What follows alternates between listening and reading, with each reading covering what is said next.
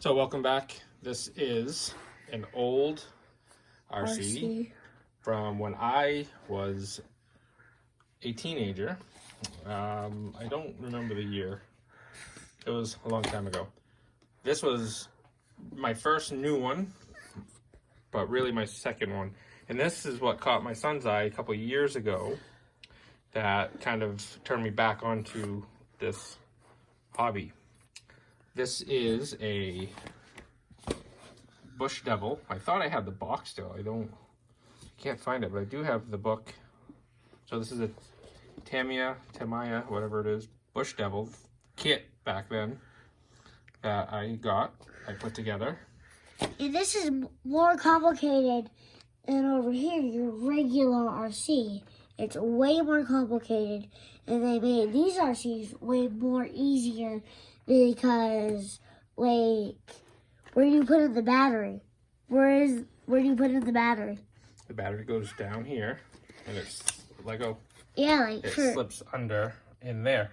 So this, if I remember right, and I looked in the directions in the booklet quickly, and it said it had an electronic speed control, but I know that this did not have an electronic speed control because I remember going to buy this electronic speed control, and from what I remember, the one and only local hobby shop, this was the first one in he had gotten.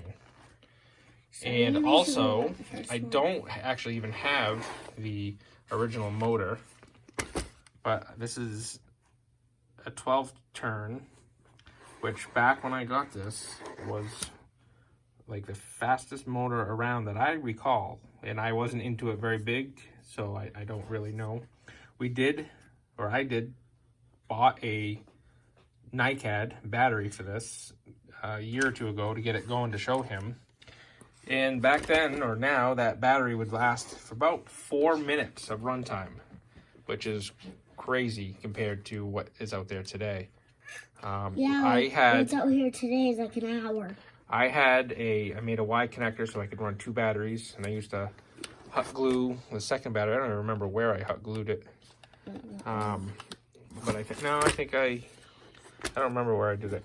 And how do you get the batteries off? I just popped the hot glue off. But this has got the dog bone. This is just a spring shocks, just no oil.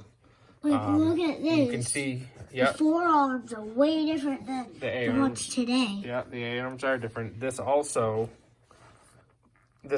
And why I know this has an electronic speed control.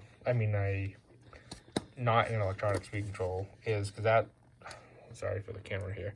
That right there is where the other servo went that ran that. And then like I said, I put this one on it. And again, you can tell, well, maybe not, an old radio system for this. It's actually, it was pretty fun. Of course, the whole front suspension is different, but this is kind of, and then I put different rear tires on it because I don't know where these ones went. But this is what got me into it, or back in the day, and I actually bought a Kyoshi gas-powered one back then that is all apart. And I still have the body for that. I did paint the body for that.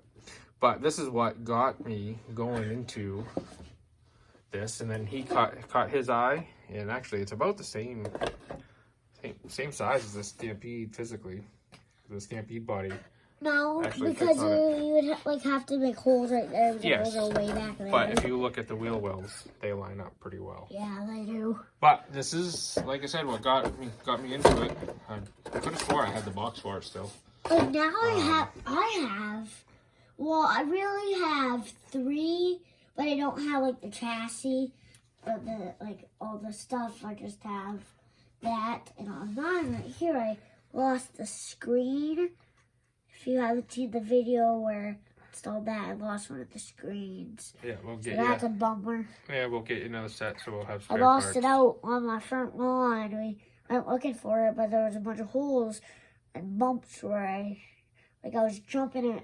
I did pop a wheelie though, so that was cool. So anyway, this is just what got us into it, or got me into it. He caught his eye, and then I'm like, oh, let's take a look, and I was shocked at how much the hobby has changed I just noticed, like, on this tire, look how it's, like, impact. Yeah, that's just because of where it's been sitting for a long time. But It's and then none of these tires were glued back then, or you could glue them, I guess. I just never did. But anyway, I thought I would kind of show the old dinosaur. So we'll see you next time. Bye.